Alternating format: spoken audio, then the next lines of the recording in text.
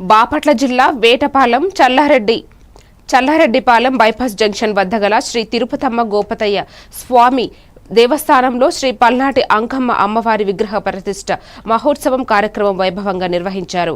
వివిధ రకాల పవిత్ర నది జలాలతో సుగంధ ద్రవ్యాలతో అమ్మవారిని అభిషేకించారు. కళ్యాణార్థం పవిత్ర యజ్ఞ